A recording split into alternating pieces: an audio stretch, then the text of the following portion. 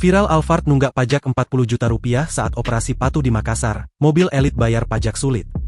Satu unit mobil mewah jenis Toyota Alphard dihentikan petugas saat melintas di Jalan Penghibur Kecamatan Ujung Pandang Kota Makassar, Sulawesi Selatan, Rabu, 16 Juli 2025. Kendaraan tersebut diberhentikan oleh petugas gabungan yang tengah menggelar operasi patuh 2025 untuk memeriksa kelengkapan kendaraan. Operasi patuh 2025 kali ini juga menggandeng Badan Pendapatan Daerah Makassar guna mengecek pajak kendaraan yang terjaring dalam operasi.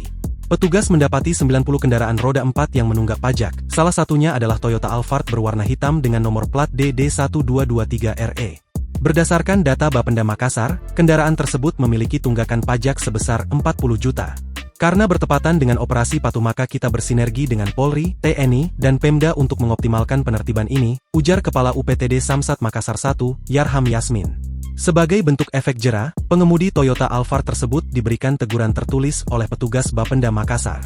Kita giatkan pembelajaran kepada masyarakat agar selalu mengingat pajak kendaraannya, karena di Makassar ini banyak penunggak pajak, percuma beli kendaraan kalau tidak bisa bayar pajak, tambahnya. Sebagai hasil penindakan hari itu, Samsat Makassar 1 berhasil mengumpulkan lebih dari 90 juta pajak kendaraan.